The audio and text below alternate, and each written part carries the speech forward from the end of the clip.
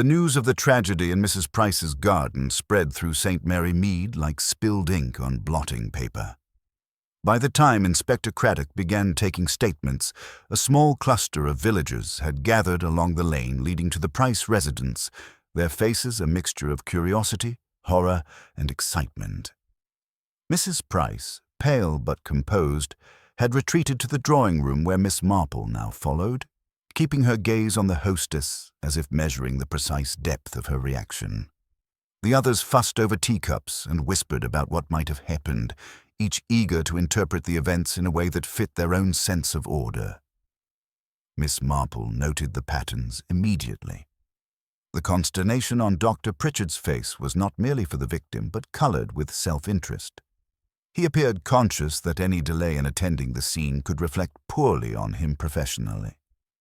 Miss Elwood, ever anxious, hovered at the edge of the room, wringing her hands, while the Hargreaves couple whispered to each other in low, hurried tones, clearly uncomfortable in the midst of a calamity not of their making. Even the Colonel, ordinarily so verbose, seemed temporarily at a loss for words, glancing repeatedly toward the shed with furrowed brows. Inspector Craddock moved efficiently, asking each person to recount what they had seen and heard, scribbling notes in a small leather-bound book. He examined Peter Graham again, who was still pale and shaking. The young man's account was brief, but it sufficed. He had found the man in the shed, collapsed and unresponsive. No one else had been nearby when the incident occurred, or so it seemed.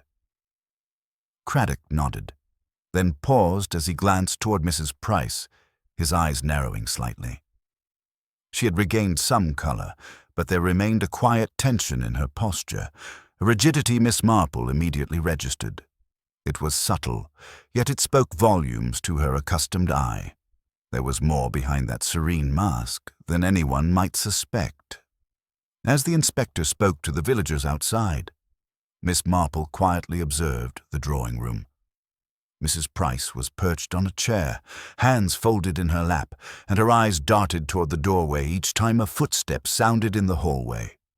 "It is remarkable," Miss Marple murmured to herself, "how quickly ordinary life can fracture into whispers and suspicion."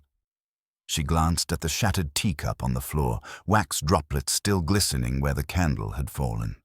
It struck her that small, seemingly trivial incidents, the slip of a teacup, the flicker of a candle, often presaged larger tremors in human behavior. The thought settled quietly in her mind, and she resolved to watch and listen before drawing conclusions.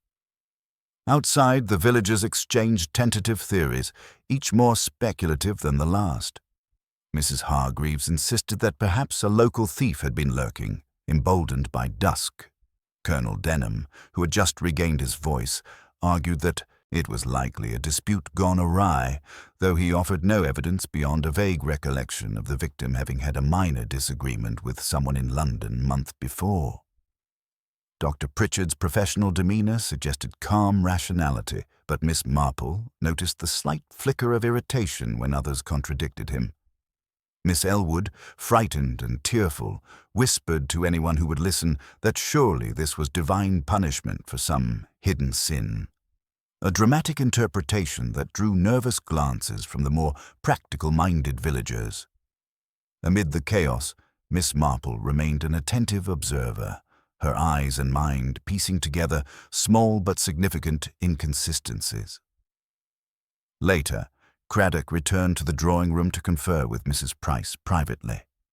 Miss Marple, seated unobtrusively nearby, noticed how carefully the inspector phrased his questions and how precisely Mrs. Price replied, her voice even, though slightly strained. The conversation was brief, but Miss Marple caught a fleeting tightening of Mrs. Price's lips when the inspector mentioned that no forced entry had been discovered. That small hesitation, nearly imperceptible, told her that the truth of the matter might not be as straightforward as the initial evidence suggested. After the inspector departed to examine the shed more thoroughly, Miss Marple lingered beside Mrs. Price, gently proffering a sympathetic word.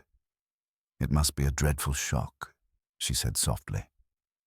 Mrs. Price nodded, her eyes momentarily clouded with emotion, though she quickly composed herself. "Yes, dreadful indeed," she murmured, brushing her fingers over the folds of her skirt. "And yet," Miss Marple continued, "it is remarkable how everyone reacts differently to the same event. Some with fear, some with curiosity, some with interest." Mrs. Price's eyes flickered at the word, and Miss Marple made a quiet, mental note, filing it away among the impressions that would later prove crucial. As twilight deepened, the garden remained a scene of subdued commotion. Craddock was joined by a constable, inspecting the shed with meticulous care. They moved objects, checked for footprints, and examined the scene for overlooked clues. Miss Marple, remaining at a distance, noted with quiet satisfaction that her presence went unnoticed. The inspector was fully absorbed in procedure, leaving her free to observe the subtle behaviors of the others. Peter Graham had been sent home, still pale and shaken, and the villagers gradually retreated indoors, though their conversations continued behind closed doors. Miss Marple, left alone for a brief moment, allowed her gaze to drift over the garden. The roses, illuminated by the soft glow of candlelight, seemed unnervingly calm in stark contrast to the human tension surrounding them. She reflected that in many ways the human heart mirrored the garden, beautiful, intricate, and capable of hidden thorns. And among those thorns, the truth of what had occurred in the shed lay concealed, waiting for careful observation to reveal it. A slight rustle of movement caught her attention. Miss Elwood had returned to the drawing room, casting furtive glances toward the shed, her anxiety undiminished. Miss Marple noted the exact trajectory of her gaze, the hesitation in her step, and the subtle avoidance of Mrs. Price's eyes. Each action, seemingly inconsequential, formed part of the intricate lattice of behavior that would, when assembled, illuminate the reality behind the shocking evening. The first threads of suspicion, of unease, had taken root in St. Mary Mead, yet the full tapestry of motives, secrets, and deceit remained carefully veiled. Miss Marple, knitting slowly and with deliberate calm, knew that the work of unraveling the truth required patience, attention, and a steady hand. And she intended to observe every detail, every gesture, until the hidden story revealed itself. Not in haste, but in the quiet, precise manner of her own discerning mind. The candlelight flickered once more, casting long shadows across the drawing-room floor, and Miss Marple smiled faintly to herself, aware that the night's revelations had only just begun.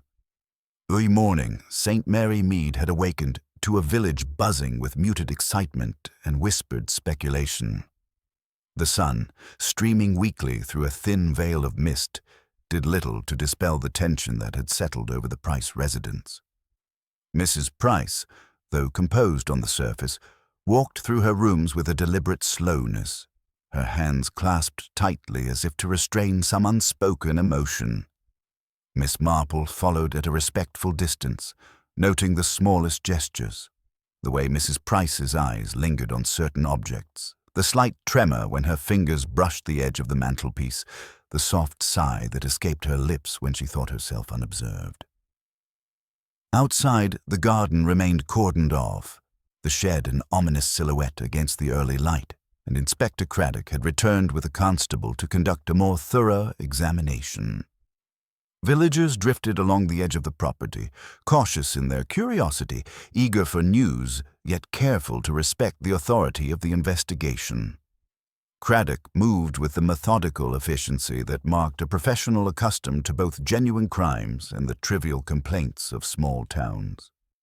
He noted footprints near the shed, examined overturned tools, and measured the angles of a lamp that had been displaced during the earlier commotion. Miss Marple, seated on the low stone wall by the garden path, observed silently, her eyes scanning for inconsistencies that might escape the inspector's attention.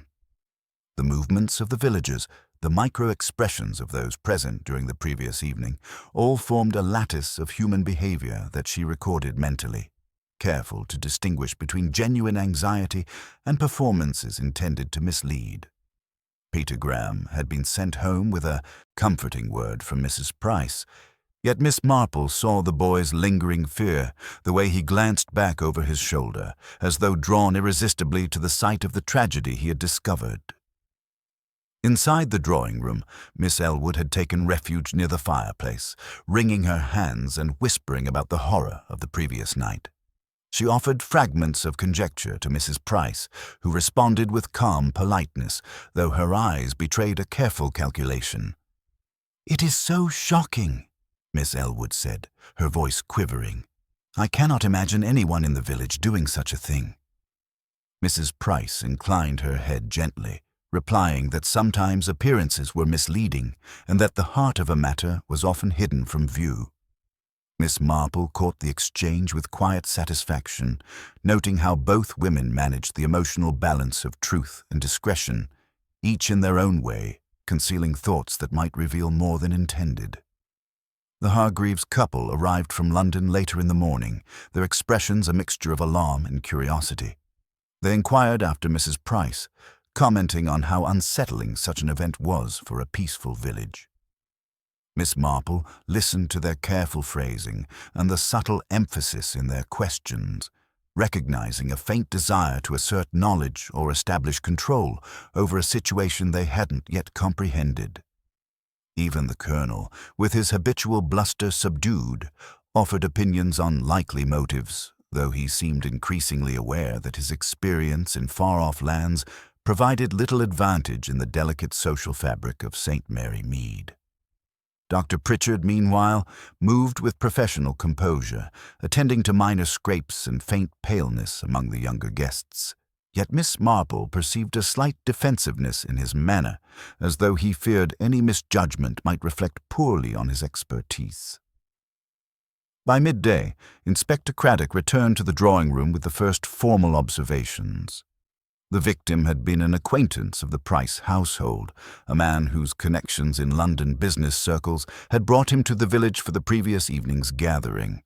There were no signs of forced entry, no immediate indication of theft, and no obvious motive discernible from the initial examination.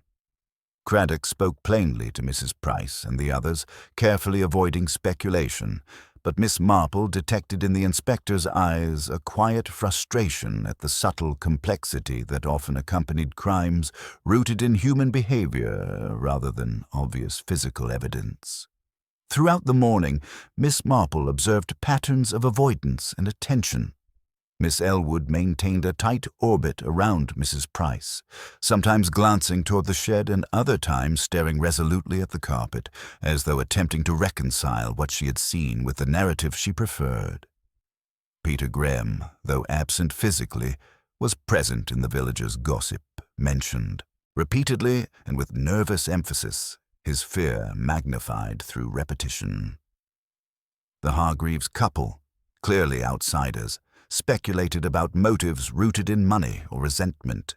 Yet Miss Marple found their assumptions superficial, revealing more about their own urban experience than any genuine understanding of local dynamics.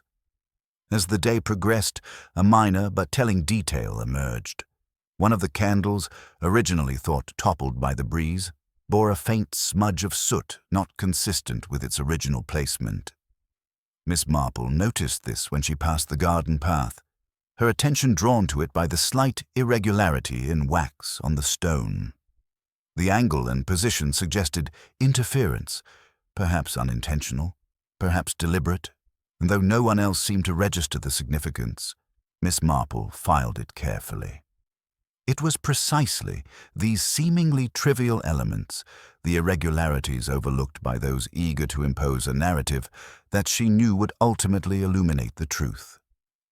By mid-afternoon, the villagers had begun to depart, each carrying fragments of rumor and conjecture with them, leaving Mrs. Price and Miss Marple alone for a brief moment. Mrs. Price, settling into a chair with an air of composure that belied the strain beneath, sipped tea in silence. Miss Marple, knitting steadily, allowed her eyes to wander over the room, noting the subtle interplay of light and shadow, the placement of objects, the manner in which Mrs. Price's fingers rested on the arm of her chair. Every detail, however small, contributed to the slowly coalescing understanding of the night's events. Miss Marple reflected on the delicate nature of human behavior and deception. The victim's sudden and violent end had cast a ripple through the village, exposing hidden tensions, unspoken resentments, and the potential for secret motives. It was in these subtle fissures, in the quiet hesitation of speech and the fleeting glance, that the story of what had occurred would be revealed. The day had passed in a haze of observation, analysis, and careful patience, and Miss Marple knew that the threads were now laid bare, ready to be followed to their conclusion. The evening would bring further revelations, and she intended to observe with the same steady calm that had guided her through many such tangled human webs. Every gesture, every hesitation, every carefully concealed emotion was a clue, and in time the truth would emerge from the shadow of candlelight, hidden no longer. By the following morning, a quiet tension had settled over St. Mary Mead, the kind of hush that accompanies the lingering presence of unspoken questions. Villagers moved about with a careful attention to routine, yet every glance seemed charged with the memory of the previous night's unsettling discovery. Miss Marple had risen early, taking her customary walk through the hedgerows and along the narrow lanes, her mind engaged in the delicate work of observation. She noted small gestures and expressions. The way Mrs. Hargreaves adjusted her hat when she passed another villager, the subtle glances the Colonel cast toward the Price residence, the anxious way Miss Elwood kept to the shaded side of the street. Each was a thread in the tapestry of human behavior, and Miss Marple, as always, collected these threads with quiet precision, storing them for later reflection.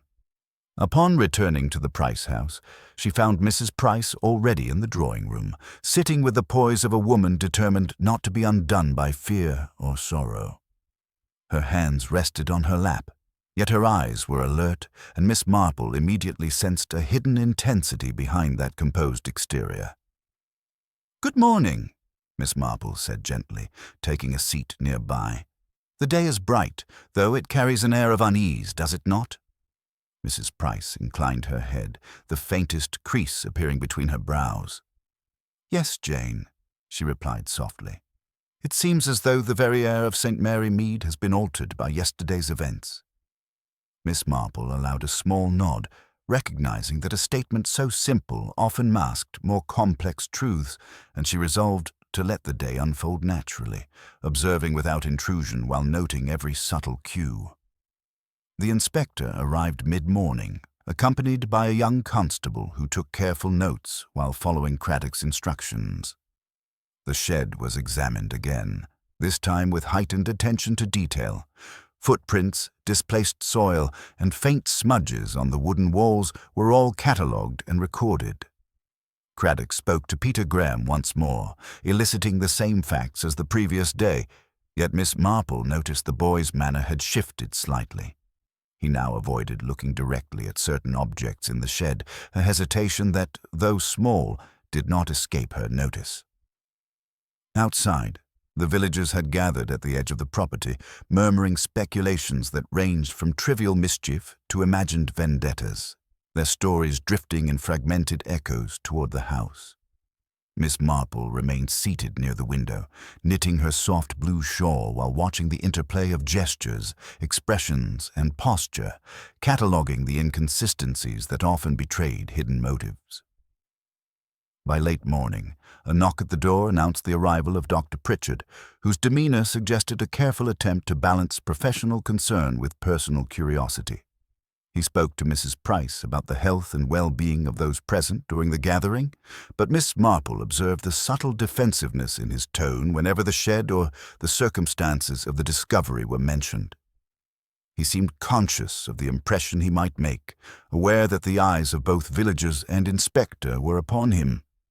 Miss Marple made note of this quietly, understanding that self-interest often influenced behavior more than fear or morality, and that the web of potential motives was broader than casual observation suggested. As the morning progressed, Attention turned to the question of who might have had access to the garden during the time of the incident. The inspector reviewed the guest list and the household staff, cross-referencing alibis with observed movements. Miss Marple, sitting unobtrusively in a corner, noticed how each person's recollection of the evening varied in emphasis. Some exaggerated their presence in the main house, others spoke vaguely about stepping outside, and a few omitted entirely what they had done during critical moments. The subtleties of these omissions, the tiny inconsistencies in timing and description, were exactly the kind of details that Miss Marple found most revealing. Later, Miss Elwood moved about the room in a restless pattern, her gaze frequently toward the window that overlooked the garden and shed. She seemed unable to reconcile her own memory with the sequence of events, and Miss Marple noticed that her breathing was shallow, her movements precise yet slightly mechanical. Mrs. Price, on the other hand, maintained a careful calm, arranging objects on a side table and offering small, measured comments when questions were directed toward her. The contrast was striking, and Miss Marple's mind catalogued these differences, weighing each action against the others, building a psychological map of tension, fear, and possible deception. By early afternoon, Craddock returned with further notes, reporting that there were no signs of a struggle outside the shed, suggesting that the confrontation had occurred entirely within its walls. Yet the smudge of soot Miss Marple had noted previously, along with a slight displacement of garden tools, indicated the possibility of an attempt to obscure or misdirect. She considered these clues quietly, her fingers pausing in their knitting, and realized that the resolution of the mystery would rely not on overt evidence, but on the observation of human behavior, reactions, hesitations, and the subtle interplay of emotion. As the villagers slowly began to disperse for errands and household duties, the Price house grew quiet once more, leaving Miss Marple and Mrs. Price alone. The older woman sipped her tea with deliberate slowness, her posture relaxed yet attentive. Miss Marple allowed a few moments to pass, then spoke gently about the difficulty of discerning truth amid so many impressions. Mrs. Price listened with quiet interest, offering nods at intervals, but revealing little. The afternoon light slanted across the room, casting long shadows on the floor, and Miss Marple allowed herself a small, thoughtful smile. She knew the pieces were now in place, each gesture and hesitation forming part of a pattern that only careful observation could reveal. The next steps, she realized, would require patience, subtle inquiry, and the quiet skill of watching human nature at work. The garden outside, bathed in soft light, remained still as though holding its own breath, while inside the drawing room the atmosphere was charged with anticipation.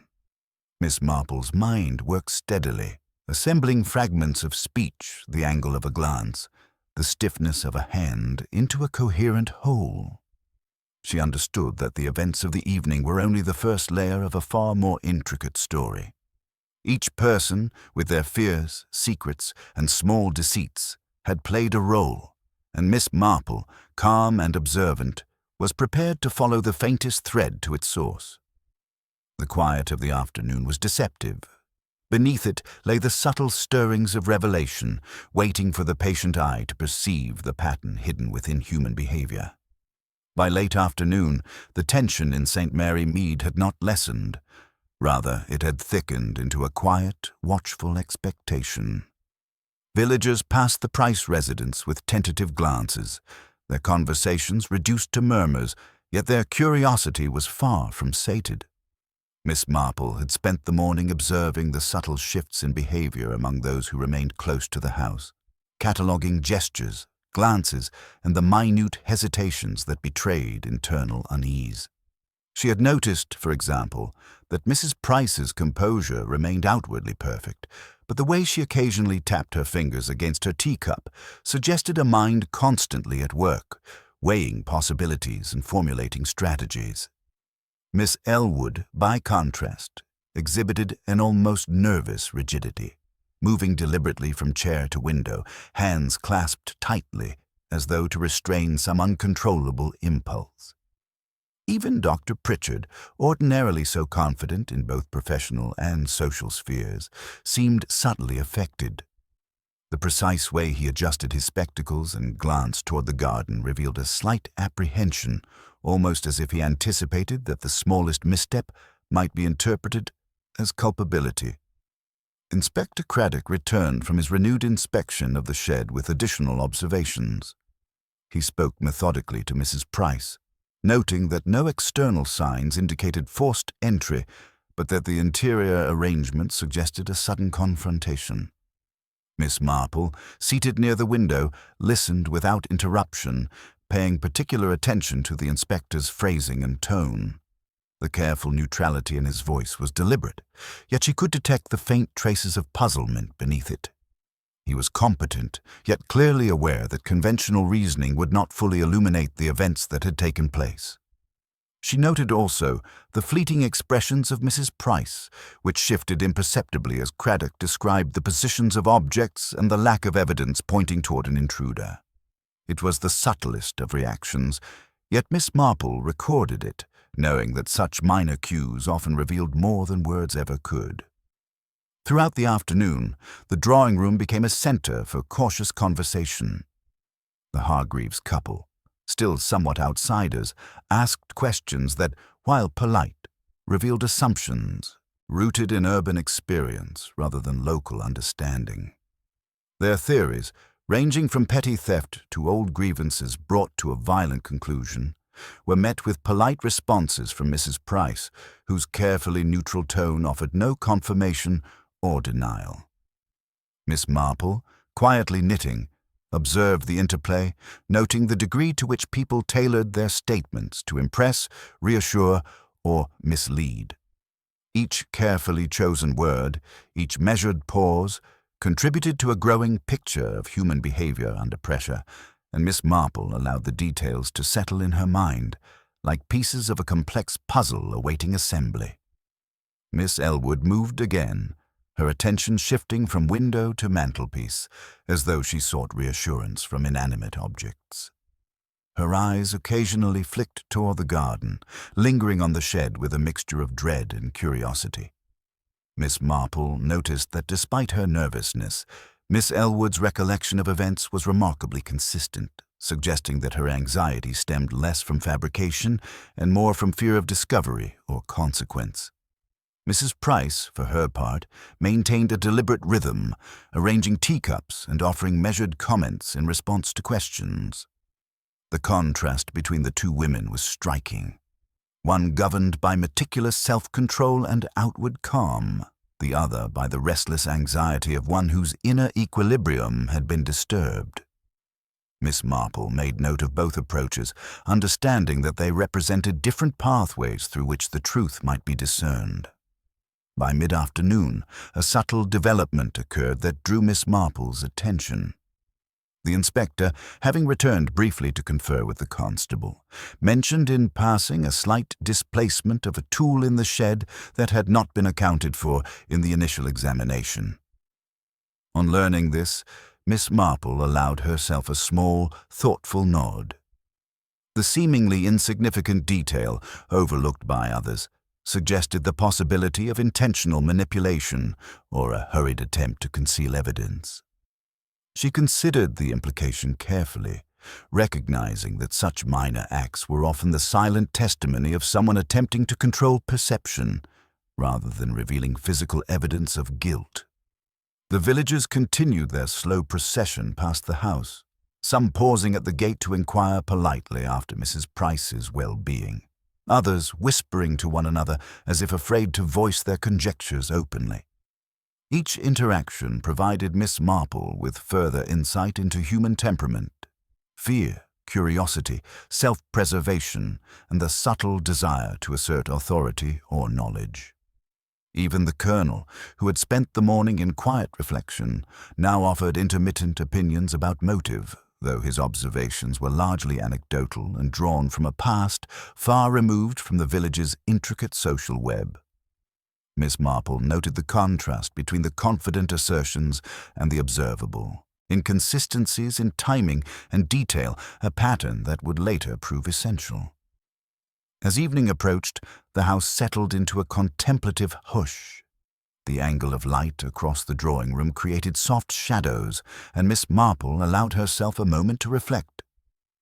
Every gesture she had observed, every hesitation, every fleeting glance and carefully measured word, was a fragment of a larger narrative.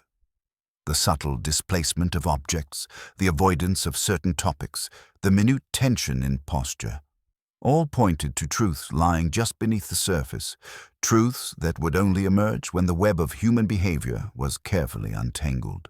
Mrs. Price sat quietly, composed yet alert, aware perhaps that observation alone might reveal what even the most diligent investigation could miss. Miss Marple's mind worked steadily, connecting each detail, each nuance, forming an invisible map of motives, opportunities, and concealed intentions. The day closed with the garden bathed in a gentle twilight, calm and seemingly indifferent to the events it had witnessed. Miss Marple, sitting with knitting in hand, understood that the threads of human behavior were now in her possession, and the next phase of inquiry would require careful questioning and patient observation. The quiet afternoon had set the stage. What remained was to see how the individuals themselves, through their choices and reactions, would gradually reveal the hidden truths lying behind Mrs. Price's Candlelight Secret. As the evening deepened, the soft light of a fading sun cast long, quivering shadows across the garden of the Price residence, and a quiet stillness settled over the house. The villagers had mostly retreated indoors, leaving only the occasional passer-by pausing to glance curiously at the scene of the previous night's disturbing events. Inside, Mrs. Price moved about with the deliberate calm that Miss Marple had come to recognize as both shield and strategy, arranging chairs and straightening objects with a precision that suggested control even in the midst of turmoil. Miss Marple, seated near the window with her knitting, watched the hostess with a quiet intensity, noting the subtleties of posture, the slight catch in her breath when the garden gate creaked, and the precise manner in which she answered even the most innocuous questions. Each movement, each hesitation, provided Miss Marple with another fragment of understanding, a clue not written in ink, but displayed in the careful choreography of human behavior. Inspector Craddock had returned, accompanied by his constable, bringing with him the early results of interviews conducted with the few guests who remained in the village for the day. He spoke briefly with Mrs. Price, noting that no one had reported seeing anyone enter or leave the garden during the crucial hour, and that the victim appeared to have been struck suddenly, with no chance to resist or call for help. Miss Marple's eyes followed each word, not merely listening to the content, but observing the subtle shifts in expression, the micro-movements that often betrayed more than speech. The inspector's professional neutrality, while efficient, left gaps that only careful attention could fill. She made note of the constable's slightly distracted manner, the nervous glance cast toward the windows by one of the visiting villagers, and the faint tremor in Peter Graham's voice when describing the previous evening's discovery. Mrs. Price, while composed, had moments where her hands brushed against her face or her fingers lingered on the rim of a teacup with an almost imperceptible tension. Miss Marple registered these details, recognizing them as signposts of thought, calculation, or suppressed emotion. She understood that in the delicate architecture of human interaction, the smallest gesture often revealed a world of intention. Miss Elwood, meanwhile, moved about the room in a restless pattern, her gaze flickering toward the shed as though the building itself held secrets she feared to confront directly. Her anxiety was unmistakable, yet remarkably consistent.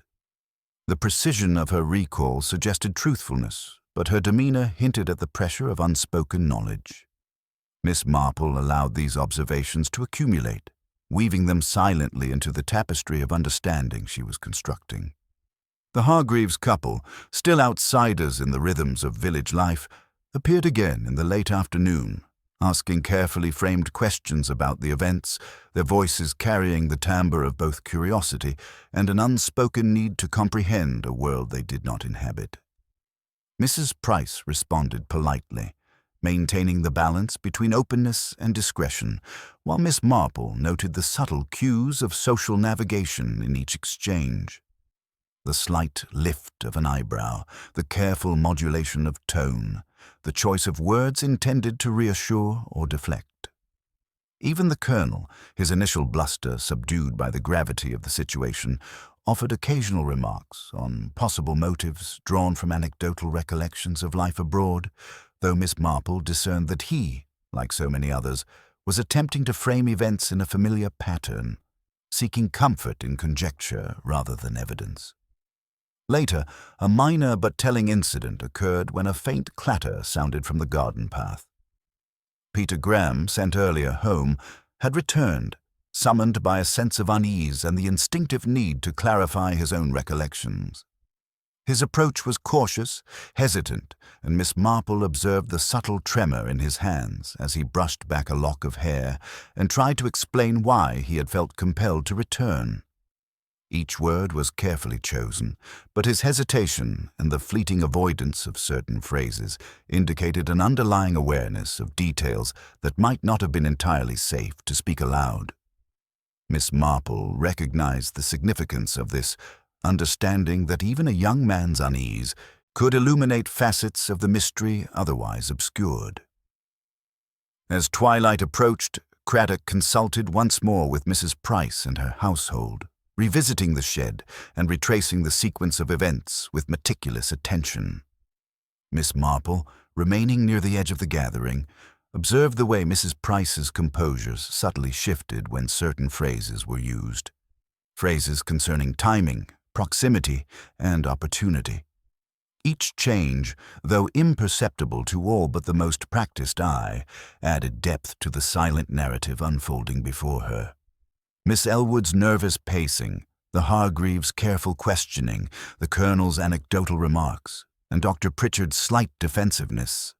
All these interwoven behaviors offered hints of motive, fear, or complicity, forming a web that Miss Marple patiently examined, teasing apart the threads that might otherwise remain entangled. By evening, the garden was quiet again, bathed in the soft glow of lanterns, shadows stretching across the grass in patterns both familiar and deceptive. Miss Marple allowed herself a small, thoughtful smile, recognizing that the first layers of truth were beginning to reveal themselves, encoded in gestures, glances, and the cadence of speech. The day's careful observation had yielded the beginnings of a psychological map, and she knew that the subsequent hours would demand subtle inquiry, keen attention, and patient interpretation. Each villager, each hesitation, each inconspicuous action was a part of the whole, and Miss Marple, calm and attentive, was ready to follow the faintest thread, confident that the hidden story of Mrs. Price's Candlelight Secret would soon come into view. The following morning brought a pale light that filtered through the misty hedgerows of St. Mary Mead, casting a soft glow across the Price residence. The village seemed caught between routine and apprehension, each passer-by moving with a measured pace, mindful of the events that had so recently unfolded. Miss Marple, as always, rose early and began her customary walk, observing the subtle rhythms of life. The way Mrs. Hargreaves glanced nervously at the windows, the faint tension in Colonel Denham's step as he crossed the lane, the careful avoidance of certain streets by villagers who preferred to speculate at a distance rather than confront the unsettling reality. Each detail, small and seemingly insignificant, was recorded in her mind, adding depth to the intricate mosaic of human behavior she was quietly assembling. Returning to the Price house, she found Mrs. Price already engaged in the delicate choreography of maintaining appearances, moving with purposeful calm as she arranged teacups and straightened cushions, masking any lingering tension with deliberate control. Miss Marple settled near the window, knitting her soft blue shawl while allowing her gaze to wander over the garden, the shed, and the surrounding landscape. The inspector had arrived once again, accompanied by a constable, bringing news of renewed inquiries and follow-up interviews. Craddock spoke with measured efficiency, detailing minor observations. The faint scuff marks near the shed door, the slight displacement of garden tools, and a smudge of soot previously overlooked. His voice remained professional and restrained, but Miss Marple, ever attentive, discerned a flicker of unease as he described the lack of forced entry and the puzzling absence of any clear motive. The investigation, meticulous though it was, relied upon the interpretation of behavior as much as physical evidence, and Miss Marple, as always, was prepared to observe where others might only see procedural gaps. Miss Elwood moved restlessly through the room, her anxiety manifesting in slight tremors of the hands and frequent glances toward the garden. Each step and pause seemed to carry meaning beyond the ordinary, and Miss Marple noted the subtle difference between genuine apprehension and an attempt to control or conceal information. Mrs. Price, by contrast, maintained a calm exterior, though Miss Marple's practiced eye detected brief flashes of tension. A tightening of the lips, a flicker of awareness in her gaze when specific topics arose, and the careful modulation of her voice to avoid revealing too much.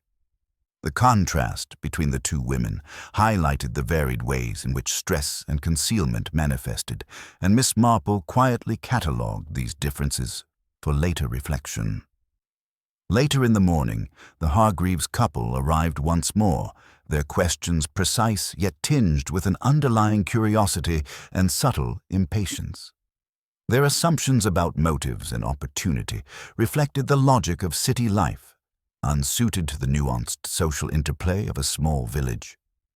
Miss Marple, listening with serene attention, noted the ways in which Mrs. Price navigated their inquiries, providing information selectively and with careful diplomacy.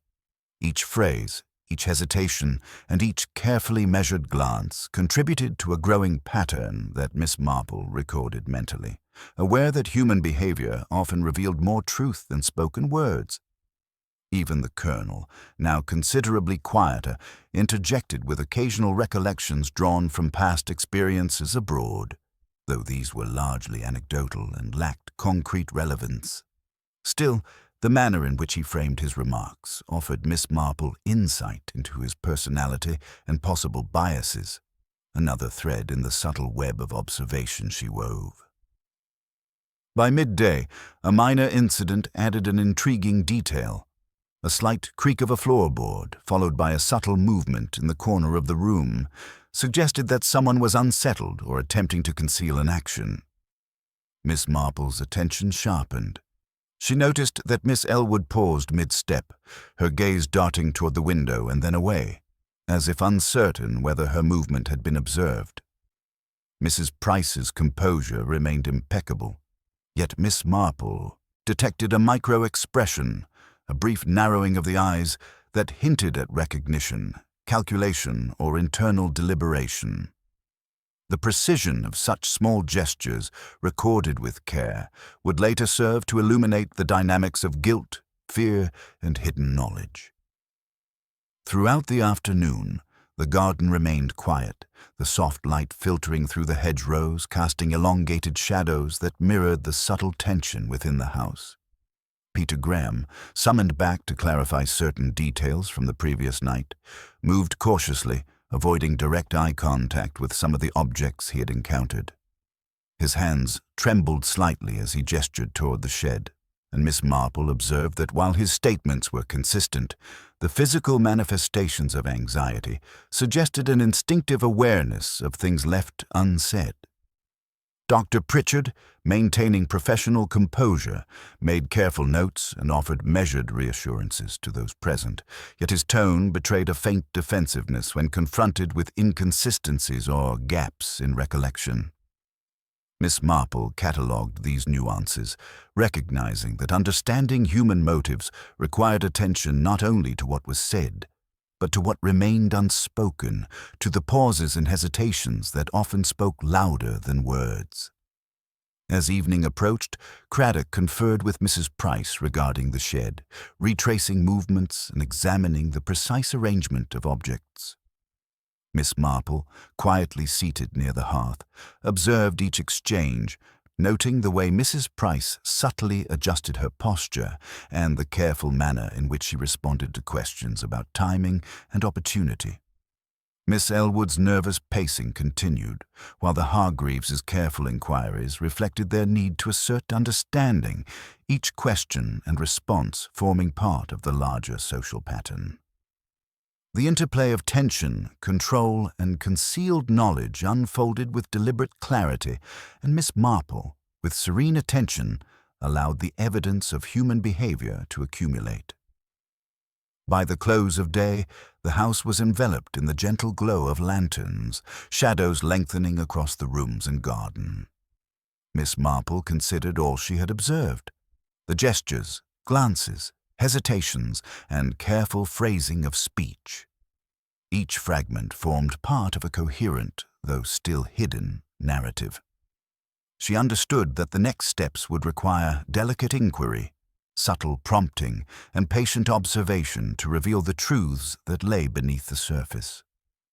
Every action, however minor, every unguarded glance, every carefully masked reaction, was a clue. The evening, she knew, would bring new insights, and the pattern of behavior she had discerned throughout the day promised to guide her toward the unraveling of Mrs. Price's Candlelight Secret. The following morning brought a crisp clarity to St. Mary Mead, the dew on the hedgerows glinting in the early light, and the village seemed to hold its breath, each passer-by aware that the previous night's events had unsettled the familiar rhythm of their lives. Miss Marple rose with her usual punctuality, wrapping a light shawl about her shoulders before setting out for a slow walk along the narrow lanes, her sharp eyes taking in the smallest details. She observed the subtle ways in which the villagers interacted.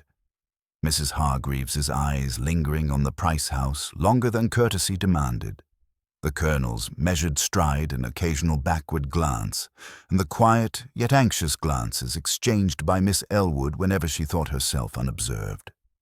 Each motion and hesitation carried meaning, and Miss Marple catalogued them silently, understanding that the nuances of human behavior often revealed truths hidden from casual observation.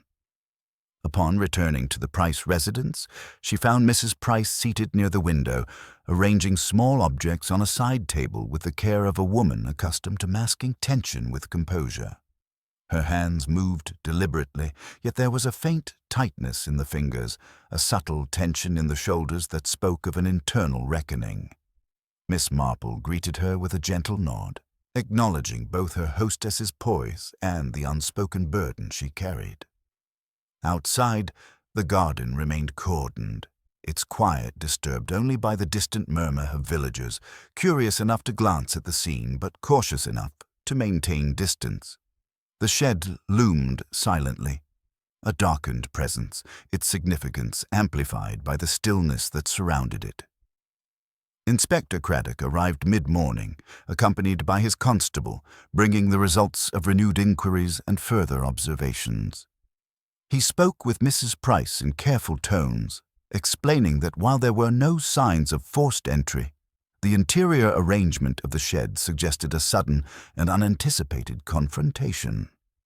Miss Marple observed the interaction quietly, noting the subtle micro-expressions, the slight narrowing of Mrs. Price's eyes at particular phrases, the barely perceptible clench of her jaw, the way she gestured delicately when responding. Each subtle cue added to the mental mosaic Miss Marple was constructing, an invisible map of tension, motive, and hidden knowledge. She understood that while Craddock relied on procedure and protocol, the resolution of this mystery would depend on discerning human behavior, not merely cataloguing physical evidence. Miss Elwood moved through the room with a restless energy, her gaze repeatedly drifting toward the garden as though seeking reassurance from the external world. Her anxiety was palpable. The slight tremor in her hands and the careful modulation of her voice betrayed her discomfort. Miss Marple, attentive as always, observed that this was not simple fear but a mixture of apprehension and careful concealment, a combination that made her recollections both valuable and revealing. The contrast between Miss Elwood's overt anxiety and Mrs. Price's controlled composure was striking, highlighting different responses to pressure, and Miss Marple understood that both approaches might yield essential insights if observed and interpreted correctly. By midday, the Hargreaves couple returned, their questions precise, polite, yet insistent, reflecting an underlying need to grasp the situation despite their outsider status. Their assumptions about motive, ranging from monetary disputes to old resentments, were firmly grounded in urban logic. Yet Miss Marple noted how Mrs. Price managed each inquiry with the subtlety of one accustomed to preserving discretion. The small pauses, carefully chosen words, and the faint shifts in eye contact were all clues, and Miss Marple recorded them mentally, weaving them into her understanding of the social dynamics at play. Even the Colonel, now considerably quieter, interjected occasionally, drawing upon anecdotal experiences from his past to speculate on possible causes. Though largely irrelevant to the factual sequence, his comments provided insight into his personality and his way of processing events, contributing another thread to the intricate web of observation. A minor yet significant detail arose mid-afternoon. A faint movement near the edge of the garden, accompanied by a soft creak, caught Miss Marple's attention. Peter Graham had returned once more, his approach tentative, hands slightly trembling, and his eyes shifting nervously. He explained that he could not suppress the uneasy sense of incompleteness from the previous night and wished to clarify the sequence of events he had witnessed. Miss Marple observed closely, noting the consistency of his recollection and the subtle ways in which anxiety manifested physically, indicating both truthfulness and the instinctive awareness of details he had not fully articulated. Dr. Pritchard, maintaining professional composure, listened intently, though Miss Marple detected a slight defensiveness in his posture and tone when confronted with minor inconsistencies. As afternoon waned, the inspector retraced movements within the shed with Mrs. Price, re-examining the positioning of tools and objects. Miss Marple remained quietly observant, registering the smallest micro-expressions, the brief changes in tone and the gentle hesitations that accompanied responses to certain questions. Miss Elwood's pacing continued, while the Hargreaves' questions reflected a need to assert understanding, albeit with polite restraint. Each carefully observed gesture, pause, and exchange added to Miss Marple's understanding of the subtle dynamics at play, forming a coherent mental picture of opportunity, intent, and concealed knowledge. By evening, the house settled into a quiet calm, the garden bathed in the soft, fading light, shadows stretching across the lawn and windows. Miss Marple reflected on all that had passed, the gestures, the glances, the hesitations, and the carefully measured speech of each individual. Every detail formed part of a larger, slowly emerging narrative, and she recognized that patient observation and subtle inquiry in the coming hours would draw the concealed truths into view. The delicate patterns of behavior, now fully mapped in her mind, promised that the Candlelight Secret would soon begin to reveal itself, and Miss Marple, serene yet attentive, awaited the precise moment when the hidden story would come to light. As night fell over St. Mary Mead, the village settled into a stillness that was almost reverential, the gentle rustle of leaves in the evening breeze the only sound breaking the hush. The Price residence was quiet, though the soft glow of lamplight revealed subtle movements within. Miss Marple sat near the fireplace, knitting in measured rhythm, her eyes occasionally lifting to observe Mrs. Price as she moved about with her usual composed precision. The earlier anxieties had not dissipated entirely. Rather, they lingered beneath the surface, manifesting in brief hesitations and micro-expressions that Miss Marple noted with patient attention. The shed, shadowed in the fading light, remained a silent sentinel of the prior night's violence, and its presence seemed to influence the behavior of all within the household. Inspector Craddock arrived once more, his approach deliberate and professional, accompanied by a constable carrying notes from interviews conducted during the day. Craddock spoke with Mrs. Price in careful, measured tones, reviewing the observations made in the garden and shed, and noting the absence of forced entry. Miss Marple, seated in a corner, watched the interplay of expressions and subtle gestures, the almost imperceptible tightening of Mrs. Price's lips, the brief narrowing of her eyes, and the delicate adjustments of posture that suggested an internal calculation at work. These nuances, imperceptible to most, were essential to understanding the sequence of events, and Miss Marple recorded each with quiet precision, aware that human behavior often revealed truths that physical evidence alone could not disclose. Miss Elwood's anxiety remained evident, her movements restrained yet restless as she frequently glanced toward the window overlooking the garden. Miss Marple observed that these glances were not mere manifestations of fear, but indicated an active monitoring of the space, a psychological response to the unspoken tension that permeated the household. Mrs. Price, in contrast, maintained a serene exterior, yet Miss Marple discerned subtle fluctuations in her demeanor whenever the discussion turned toward specific moments of the previous night. The interplay between overt anxiety and controlled composure provided Miss Marple with a map of emotional dynamics, a lattice of responses that revealed not only stress and apprehension, but also potential concealment or calculation.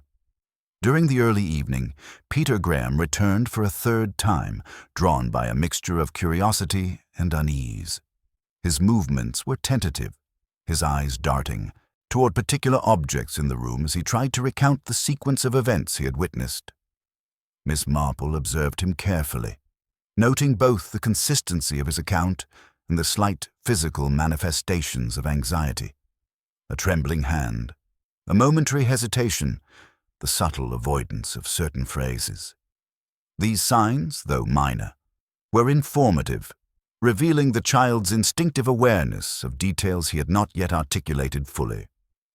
Dr. Pritchard, present to offer reassurance, maintained professional composure, though Miss Marple detected a faint defensiveness in his posture and tone, a subtle reaction to the scrutiny imposed by both circumstance and observation.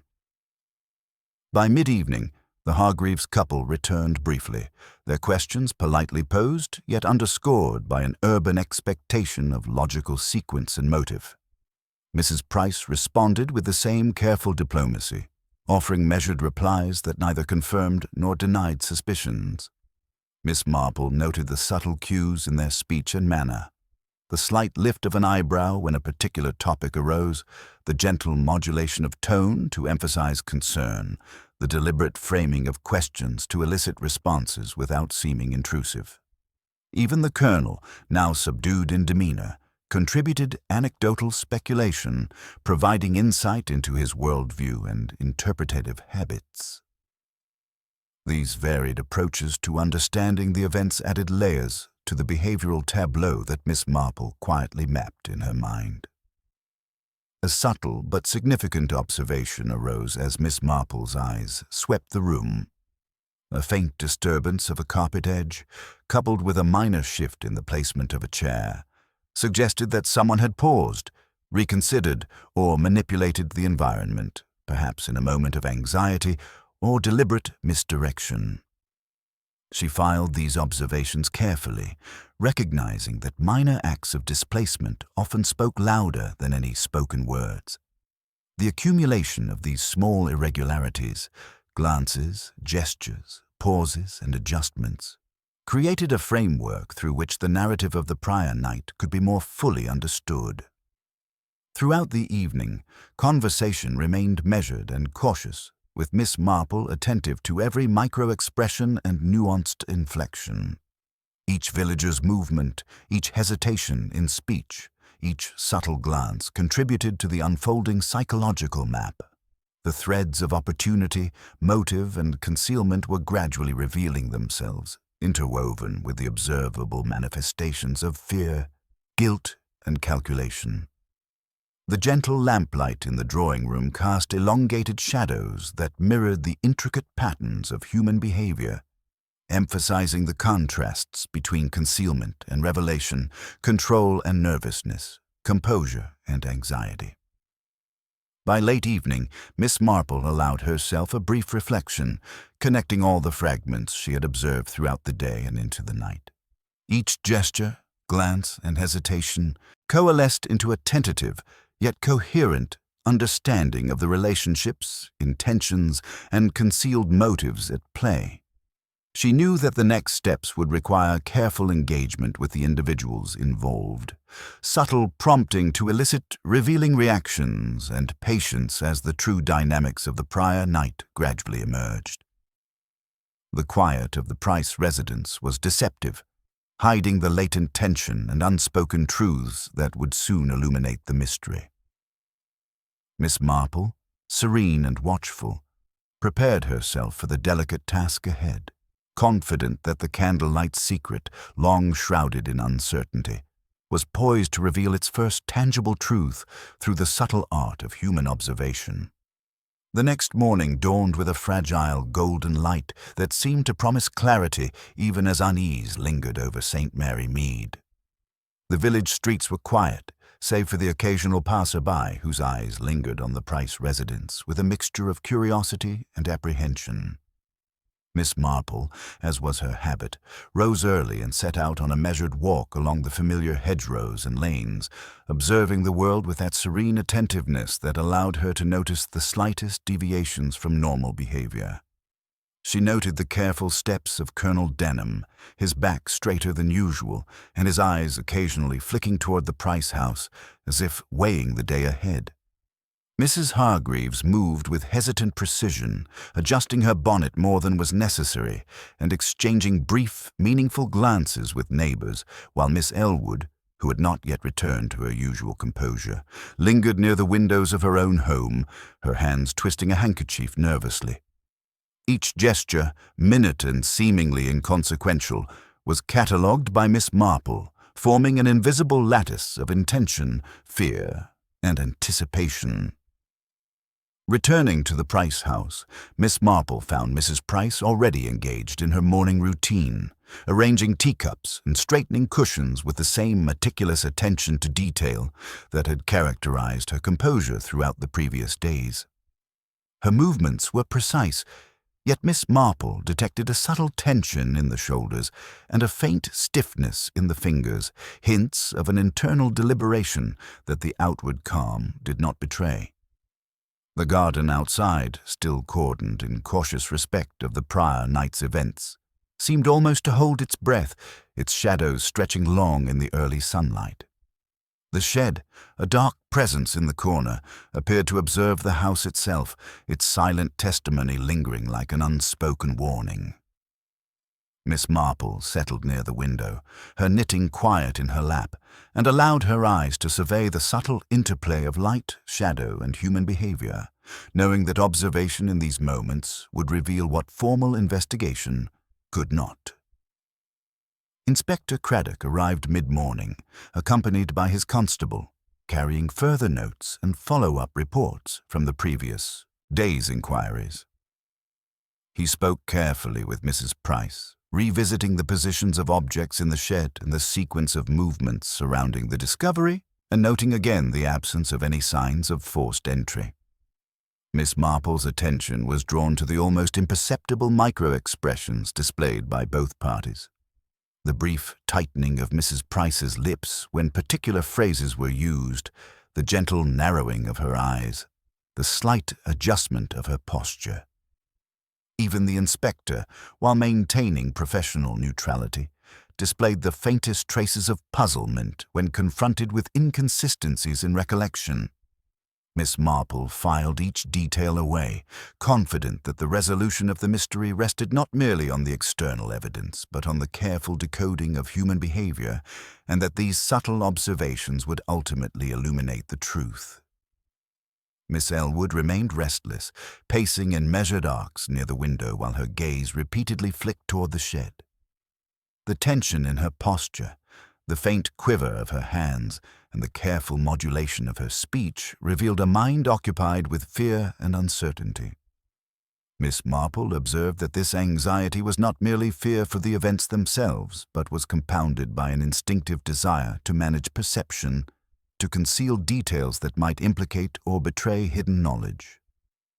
Mrs. Price's composure, by contrast, seemed deliberate and controlled, yet Miss Marple detected brief moments of recognition or internal calculation when certain questions arose.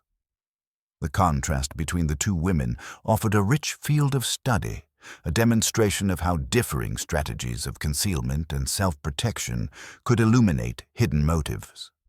By mid-morning, Peter Graham returned once more, drawn by a sense of obligation and the lingering unease that the previous night's events had fostered.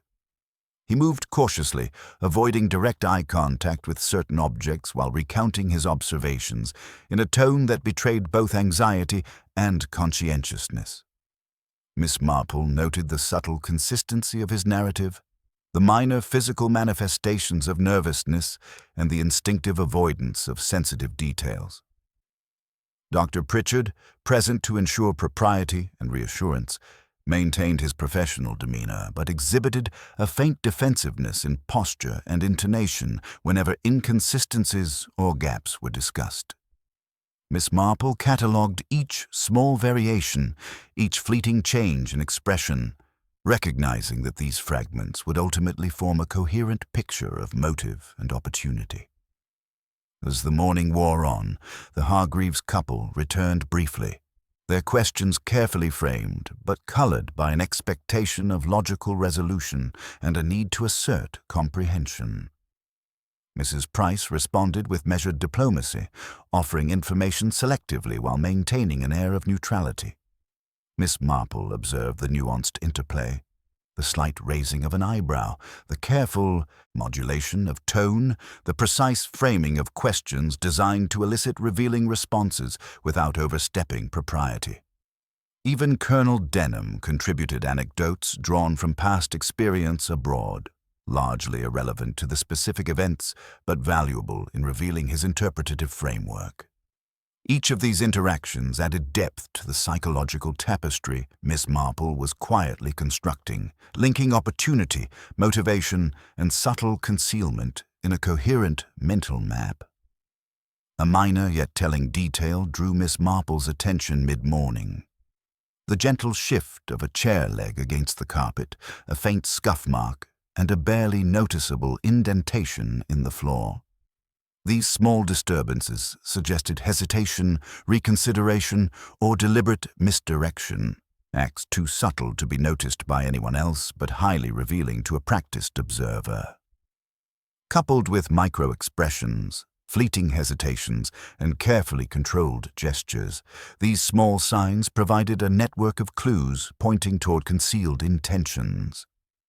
Miss Marple allowed the details to accumulate, recognizing that the pattern of behavior, more than any physical evidence, would ultimately illuminate the truth.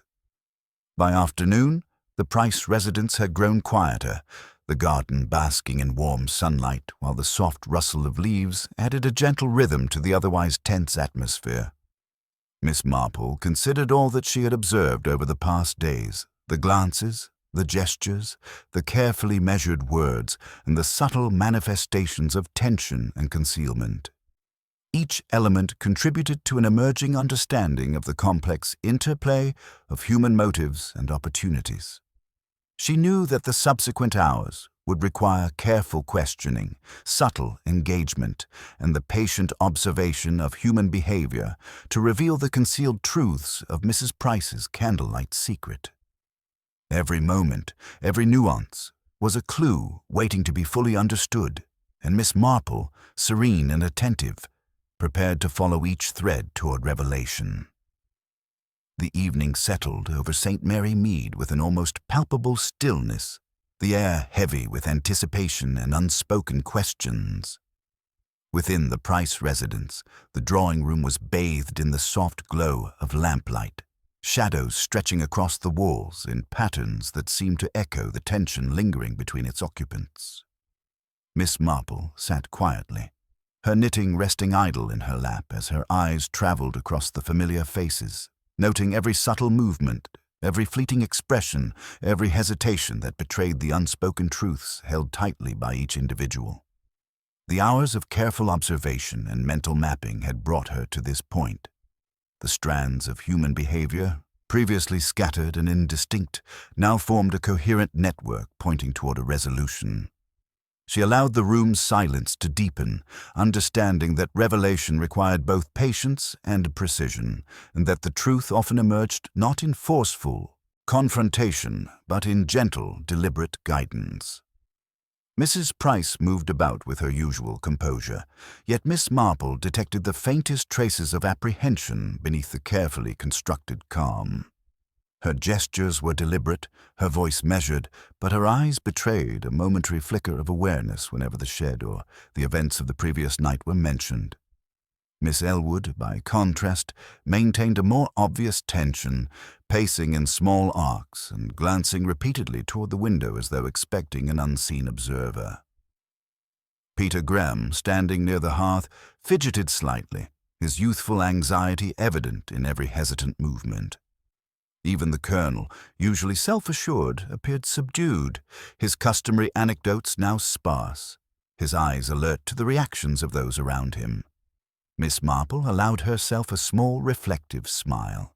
The pieces were all present, the hidden motives, the veiled fears, and the subtle manipulations, and now the careful orchestration of psychological observation would bring them to light.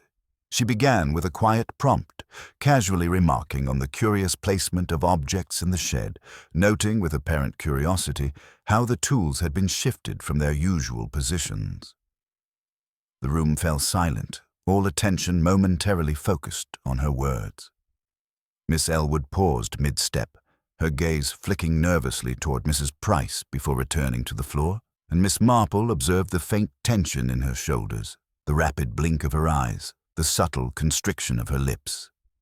The inspector leaned forward, anticipating some discovery, yet Miss Marple's attention remained on the small human details rather than the procedural expectations. Slowly, almost imperceptibly, she noted the way Mrs. Price's fingers tightened around a teacup, the slight shiver that betrayed the calculated mask of composure, and the way Peter Graham instinctively moved a step closer to the window as though seeking security and distance from the unseen culprit. Miss Marple's next remark was casual, referencing a forgotten candle from the previous evening, its wick untouched despite the sudden darkness, and she observed the reactions carefully. A flicker of recognition passed across Mrs. Price's eyes, followed by a subtle downward shift of her head as if calculating the consequences of disclosure. Miss Elwood's pace quickened slightly, but she stopped abruptly, caught by the sudden weight of Miss Marple's gaze. The Hargreaves couple, still attempting to follow the conversation with polite curiosity, exchanged uncertain glances, unaware of the silent cues being exchanged between the more directly involved parties. The Colonel's hand twitched slightly as he reached for a chair, a micro-expression betraying his internal tension as he sensed the shift in control within the room. Miss Marple, knitting resumed, spoke with gentle certainty, tying together the seemingly inconsequential observations, the displacement of objects, the subtle gestures of concealment, the carefully controlled anxiety and composure. She traced the sequence of movements, the deliberate misdirection, and the psychological maneuvers that had governed the previous night's events. Each individual's reactions, previously catalogued in her mind, aligned into a clear narrative. It was Mrs. Price herself who had, under the guise of composure and hospitality, manipulated the environment to protect an inadvertent witness, Peter Graham, from a potentially more chaotic disclosure, while simultaneously maintaining an appearance of calm that deflected suspicion from herself. The subtle cues, the gestures of fear and control, all made sense within this framework. Mrs. Price, now fully confronted with the coherence of Miss Marple's reasoning, allowed a small sigh, the tension in her shoulders easing as she realized that explanation, rather than concealment, was inevitable. Miss Elwood's initial anxiety softened as the narrative clarified the roles of fear and protection, and even Peter Graham, though still trembling, seemed to understand the framework of truth that Miss Marple had gently unveiled. Craddock, listening carefully, nodded in appreciation, acknowledging the delicate interplay of observation and deduction that had revealed what procedural investigation alone could not. In the quiet that followed, Miss Marple summarized the sequence, the subtle manipulations, the concealed motives, and the protective measures that had led to the confusion and distress of the previous night. The tension dissolved gradually, replaced by relief, comprehension, and a reflective calm. Mrs. Price, gracious and composed once more, expressed gratitude for the clarity Miss Marple's insight had brought, while the villagers absorbed the resolution, recognizing the delicate human intricacies that had underpinned the mystery. The Candlelight Secret, long shrouded in uncertainty, was now fully illuminated, not by confrontation or accusation, but by the quiet, careful understanding of human nature and the gentle unraveling of psychological threads. Miss Marple, serene as ever, reflected on the subtle workings of fear, concealment, and compassion, knowing that in small villages, as in the world at large, truth often rested in the quiet observations that others overlooked.